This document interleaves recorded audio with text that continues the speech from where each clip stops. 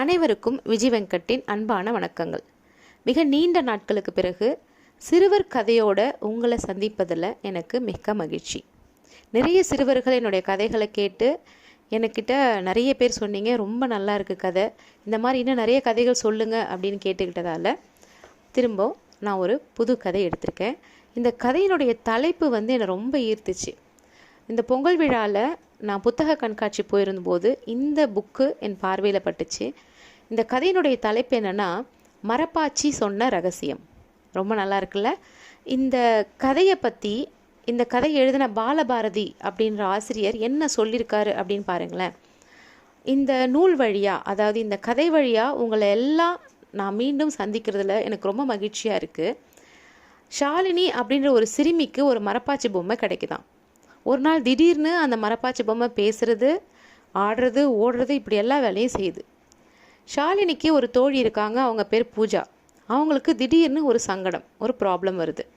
அதுவும் வெளில சொல்கிற மாதிரி ப்ராப்ளம் கிடையாது, சொல்ல முடியாத மாதிரி ஒரு பிரச்சனை. அவளுக்கு இந்த ஷாலுவோட மரப்பாச்சி பொம்மை தான் உதவுதான். இது ஏதோ ஒரு பூஜாவோட பிரச்சனை மட்டும் கிடையாது, குழந்தைகளில் நிறைய பூஜாக்கள் இந்த மாதிரி இருக்கிறாங்க. அந்த அத்தனை பூஜாக்களுக்கும் உதவுறது மாதிரி, தைரியம் கொடுக்கறது மாதிரி இந்த மரப்பாச்சி பொம்மை உதவி செய்யுது அப்படின்னு இந்த பாலபாரதி அங்கிள் இந்த கதையை பற்றி முன்னுரையாக கொடுத்துருக்காங்க. இந்த மரப்பாச்சி பொம்மை கதையை பற்றி இவர் கொடுத்த இந்த முன்னுரையே எனக்கு ரொம்ப ஆர்வமாக இருந்தது, என்ன தான் கதை சொல்ல வராருன்னு. இந்த கதையை நானும் முழுசாக படிக்கலை, உங்கள் கூட சேர்ந்து தான் நானும் படிக்க போகிறேன். ஏன்னா உங்கள் கூட சேர்ந்து படிக்கும்போது அந்த ஆர்வம் எனக்கும் அதிகமாகிட்டே போகும்போது உங்களுக்கு கதை சொல்கிறது எனக்கு ரொம்ப ஈஸியாக இருக்கும்னு எனக்கு தோணுச்சு.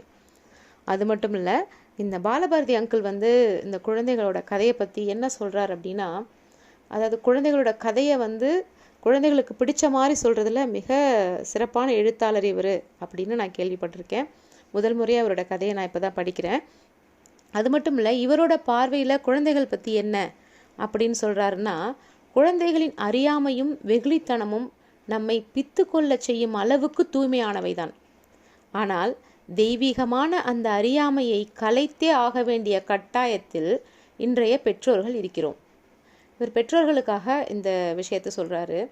வேறெப்போதை விடவும் இன்று நம் சமூகத்தில் குழந்தைகளின் மீதான வன்முறை என்பது கண்ணுக்கு தெரிந்தும் தெரியாமலும் பரவி கிடக்கிறது. இந்த நிலையில் குழந்தைகளுக்கு அவர்களின் உடலை பற்றியும் அவர்களது உரிமைகளை பற்றியும் சொல்லித் தருவது நம் கடமையாகிறது. குழந்தைகளுக்கு தன் உடல் தன் உரிமை எனும் எண்ணத்தை ஏற்படுத்துவதும், அவர்களிடம் யாரேனும் அத்துமீற முயற்சித்தால் மறுப்பை அழுத்தம் திருத்தமாக தெரிவிக்க கற்றுத்தருவதும், அத்துமீறுபவர்களை பற்றி பெற்றோரிடம் வெளிப்படையாக பேசும் தைரியத்தை அவர்களுக்கு அளிப்பதுமே அவர்களை காக்கும் வழியாகும். இப்புனைவின் வழி அதற்கான முதலடியை எடுத்து கொடுத்துள்ளார் நமது பாலபாரதி ஆசிரியர். அப்போது இந்த கதை குழந்தைகளுக்கானது மட்டும் கிடையாது. இந்த குழந்தைகளுக்கான கதையை பெற்றோர்களும் படிக்கலாம், பெற்றோர்களுக்கும் தேவையான ஒரு நல்ல கதை அப்படின்றது இந்த பாலபாரதி ஆசிரியர் சொன்ன கருத்துக்களை வச்சு என்னால் புரிஞ்சிக்க முடியுது. சரி குழந்தைகளே, நாம் இப்போது கதையோடைய முதல் பாகம். இதில் பார்த்தீங்கன்னா மொத்தம் எத்தனை பாகம் இருக்குது அப்படின்னா, மொத்தம் 13 பாகங்கள் இருக்குது. ஸோ நம்ம தினைக்குமாக ஒரு பாகமாக நம்ம பார்க்கலாம். முதல் பாகத்திலேருந்து நான் கதையை ஸ்டார்ட் பண்ணுறேன். கடந்த வாரம் ஊருக்கு போயிருந்த போது பாட்டி தன்னிடம் கொடுத்த மரப்பாச்சி பொம்மையே பார்த்து கொண்டிருந்தாள் ஷாலினி. அவள் ஊருக்கு போயிருந்தாளாம். பாட்டி அவளுக்காக ஒரு மரப்பாச்சி பொம்மை கொடுத்துருக்காங்க. பாட்டியோட சின்ன வயசில் அந்த மரப்பாச்சி பொம்மை அவருக்கு கிடைச்சிதான். இதனோடு இருந்த இன்னொன்று தொலைந்து போய்விட்டதென்றும், இதுவும் சமீபத்தில் தான் கிடைத்தது என்றெல்லாம் கூறியவர். பாட்டி சொல்கிறாங்க, இதோட இன்னொரு பொம்மை இருந்துச்சு, அது தொலைஞ்சு போச்சு, இப்போ இதுதான் என்கிட்ட இருக்குது அப்படின்னு பாட்டி ஷாலினி கிட்ட சொல்கிறாங்க. அதுவும் அந்த பொம்மை இப்போ தான் என் கையில் கிடச்சிது இப்படின்னு சொல்லிட்டு, கண்டிப்பாக உனக்கும் இந்த பொம்மை உனக்கு பிடிக்கும் அப்படின்னு எடுத்து ஷாலினிகிட்ட கொடுக்குறாங்க பாட்டி. அப்போதான் முதலாக இவ அந்த பொம்மையை பார்க்குறான். அந்த பொம்மையை பார்த்த உடனே அவளுக்கு ரொம்ப பிடிச்சி போச்சு. செம்மரக்கட்டையில் செய்யப்பட்ட பொம்மை அது அப்படின்னு பாட்டி சொன்னாங்க. செம்மரக்கட்டைன்றது எப்படின்னா சிவப்பாக இருக்கும். எப்போவுமே அந்த மரம் பார்த்திங்கன்னா ப்ரௌன் கலரில் இருக்கும், பார்த்துருப்பீங்க. இது சிகப்பான ஒரு மரக்கட்டையில் செய்யப்பட்டது. அந்த பொம்மை மரப்பாச்சி பொம்மை. மூக்கி கிட்ட கொண்டு வச்சு முகர்ந்து பார்த்தா, சந்தன வாசம் ஏதாவது வருதா அப்படின்னுட்டு பார்த்தா அதில் சந்தன வாசனை எதுவுமே வரல. அது சிவப்பு வண்ணத்தில் இல்லை, ஆனால் அது செம்மரக்கட்டைன்னு பாட்டி சொல்கிறாங்க. அது சிறிது அடர் கருப்பு வண்ணத்தில் இருந்தது, ஆனால் அது செம்மரக்கட்டையில் செய்யப்பட்ட பொம்மை அப்படின்னு பாட்டி சொல்கிறாங்க. அது மட்டும் இல்லாமல் அது ஒரு பெண் பொம்மையாம். அந்த சின்ன உருவம் ஷாலினிக்கு ரொம்ப பிடிச்சிருந்தது. அதை எப்பவும் தன்னோடையே வச்சுக்கிட்டு இருந்தா. தன்னுடைய மூக்க மாதிரியே அதுக்கும் கூர்மையான மூக்கு இருப்பதா எண்ணிக்கிட்டா. அதற்கு அணிவித்திருந்த புடவையை கழட்டிட்டு பார்பி பொம்மையோட கவுனை அதுக்கு போட்டு விட்டா. இப்போது அது பார்க்குறதுக்கே இன்னும் அழகாகவும் ரொம்ப பார்க்க வித்தியாசமாகவும் இருந்தது. பொம்மையோட கை, கால், தலை எதையுமே அசைக்க முடியாது. இதை வச்சு எப்படி விளையாடுறது? பிளாஸ்டிக் பொம்மையை விட இதுதான் நல்லது அப்படின்னு பாட்டி சொன்னாங்களே. அவரும் தாத்தாவும் கூட சின்ன வயசில் இதை வச்சு விளையாடியதெல்லாம் சொன்னாங்க. ஆனால் அசையாமல் இருக்கிற இந்த பொம்மையை வச்சு எப்படித்தான் விளையாடினாங்க? இதை பாட்டிக்கிட்ட கேட்டிருக்கலாமோ அப்படின்னு யோசித்தபடியே அந்த பொம்மையை முன்னாடி பின்னாடி என்று ஆராய தொடங்கினா ஷாலினி. ஷாலு, உள்ளிருந்து அம்மா அமுதா கூப்பிட்ற சத்தம் கேட்டுச்சு ஷாலினிக்கு. குரல் வந்த திசையை நோக்கி பார்த்தா. ஏய் ஷாலு, கூப்பிட்றது கேட்கலையா? இங்கே வாடி. இதோ வரேம்மா இப்படின்னு சொல்லிட்டு கையில் இருந்த பொம்மையை அப்படியே சுவர் ஓரமாக சாய்ச்சி வச்சுட்டு எழுந்தவ என்ன நினைச்சாலோ தெரியல, அந்த பொம்மையும் தூக்கிக்கிட்டு உள்ளறைக்கு ஓடினான். ஊர்லேருந்து வந்து 2 நாள் ஆச்சு. இன்னும் என்னடி அந்த மரப்பாச்சியை வச்சுட்டு ஆராய்ச்சி பண்ணிட்டே இருக்க? இதில் கவுன் வேற மாட்டி விட்டு ஒரு தடவை கூப்பிட்டா உடனே வரமாட்டியா அப்படின்னு அம்மா கோபமாக கத்துனாங்க. வாயை திறக்காத, இந்தா தம்பி கைப்பிடிச்சு இந்த ஹோம்ஒர்க்கை எழுதிக்கிட்டு இரு. அம்மாவுக்கு கிச்சனில் கொஞ்சம் வேலை இருக்குது அப்படின்னு அம்மா சொல்லிட்டு பென்சிலை ஷாலினிக்கிட்ட கொடுத்துட்டாங்க. என்னோட ஹோம்ஒர்க்கை நான் தானே எழுதுறேன், அது மாதிரி இவனோடது இவன் தானே எழுதணும். என்னையே எழுத சொல்கிறீங்க அம்மா அப்படின்னு ஷாலு கேட்டா. அவன் சின்னவண்டி, நீயும் அவனை மாதிரி இருந்தப்ப உன் கையை பிடிச்சி அம்மா தான் எழுதினேன். இப்போ நீ பெரிய பொண்ணாகிட்டல்ல, குட் கேர்ள் இல்லை. முரண்டு பண்ணாமல் தம்பிக்கு சரி வேணாம், அம்மாவுக்காக இந்த ஹெல்ப் பண்ணிட்டு தாங்கோ. நீ டான்ஸ் கிளாஸ் போகிறதுக்குள்ளே அம்மா உனக்கு ஏதாவது ஸ்நாக்ஸ் பண்ணிட்டு வந்துடுறேன் என்று அம்மா தாஜா செய்ததும் மறு பேச்சே பேசாமல் பென்சிலை வாங்கிக்கிட்டு தம்பி பக்கத்தில் உட்கார்ந்தா ஷாலு. கையில் இருந்த மரப்பாச்சியை ஓரமாக வச்சுட்டு அவன் கையில் பென்சிலை திணித்து அவன் கையை பிடிச்சு சொல்லிக்கிட்டே எழுதணும் என்ன அப்படின்னு விடுபட்ட இடத்துல இருந்து நோட்டில் எழுத தொடங்கினா ஷாலு. இ சொல்லு, இ. நெக்ஸ்ட் என்னது? எஃப். எஃப். ஜி சொல்லு, ஜி. ஓகே, சரியாக எழுதுறியே. ஹெச் சொல்லு. அச்சு. அச்சு இல்லடா, அது ஹெச். ஹெச்சு இல்லடா, இப்போ நான் சொல்கிற மாதிரியே சொல்லு சரியா? சொல்லு. ஹா சொல்லு. ஹே. ஹே சொல்லு. ஹா ஹே.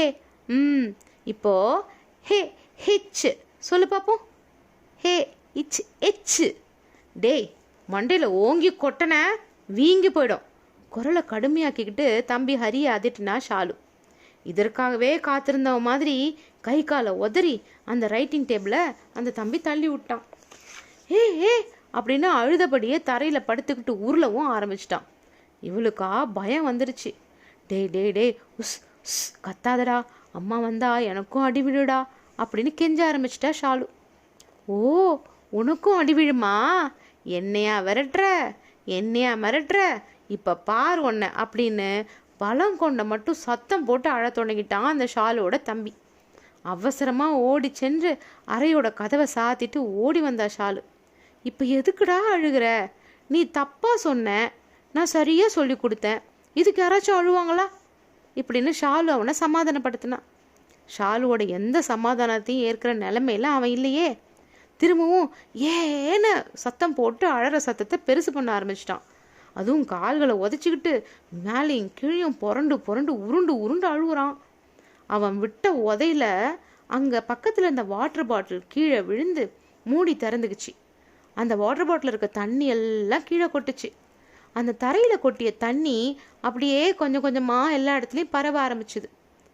அச்சுச்சோ, மரப்பாச்சி அப்படின்னு அது நனையறதுக்குள்ளே எடுத்துடணும் அப்படின்னு ஓடுனா ஷாலு.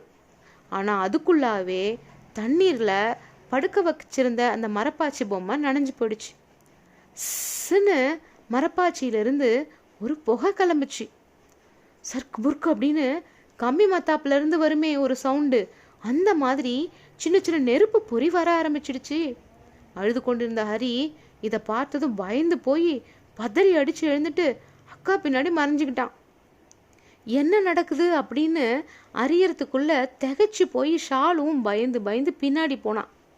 அங்க தோன்றின புகை அறைக்குள்ள சுற்றி கொண்டிருந்த மின்விசிறி அறை முழுவதும் பரவ விட்டுச்சு. இந்த புகை அறை ஃபுல்லா பரவ பரவ கொஞ்ச நேரத்துல நெருப்பு பொறி வர்றதும் புகை வர்றதும் கொஞ்சம் கொஞ்சமா குறைய ஆரம்பிச்சுது. இந்த புகை கொஞ்சம் கொஞ்சமா விலக விலக படுக்க வச்சிருந்த மரப்பாச்சி மெல்லமா எழுந்திருச்சு நிக்க ஆரம்பிச்சுது. இதுதான் முதல் பாகம். இரண்டாவது பாகம் நாளைக்கு நான் உங்களுக்கு சொல்றேன். அதுக்கு முன்னாடி மரப்பாச்சியை பத்தி இந்த ஆசிரியர் ஒரு சின்ன விஷயம் சொல்லியிருக்கார். என்ன விஷயம் அப்படின்னா, இந்த மரப்பாச்சி செஞ்சந்தனம் அல்லது கருங்காலி போன்ற மருத்துவ குணமுடைய அரிதான மரங்களில் செய்யப்படுமா. ஆண் பெண் மனித உருவமுடைய பொம்மைகள் இவையாம். பொதுவாகவே சின்னஞ்சிறு வயதில் எது கிடைச்சாலும் வாயில் வச்சுக்குள்ள பழக்கமுடைய குழந்தைகள் இதையும் வாயில் வச்சுக்கிட்டு விளையாடும் போது கெடுதல் வரக்கூடாது அப்படின்றதுக்காக செஞ்சாங்களாம். இரு பாலருடைய, அதாவது ஆண் பெண் இவங்களுடைய உடை மாதிரி உடல் வேறுபாட்டை பற்றியும் சிறு வயதிலே கற்றுக் கொடுக்கறது கூட இந்த பொம்மைகள் பயன்படுத்தப்பட்டுச்சான். அதனால தான் இந்த பொம்மையை செய்யும் போதே பெண் பொம்மையாகவும் ஆண் பொம்மையாகவும் அழகாகவே செய்வாங்களாம் இந்த மரத்தினால. பல வீடுகளில் தலைமுறையாக இவற்றை பாதுகாத்து வருவாங்களாம். பின்னால் கொலுவில் வீற்றிருக்கும் அலங்கார பொம்மையாக மட்டுமே மரப்பாச்சி மாறி போயிடுச்சு. இப்போ கூட எங்கள் வீட்டில் கொலுவில் மரப்பாச்சி பொம்மை இல்லாமல் கொலுவே கிடையாதுன்னு சொல்லுவாங்க. அதனால் எங்கள் வீட்டில் நாங்கள் இப்போ கூட மரப்பாச்சி பொம்மை இல்லாமல் கொலு வச்சது கிடையாது. சரி, இரண்டாவது பாகம் நாளைக்கு பார்க்கலாம். நன்றி.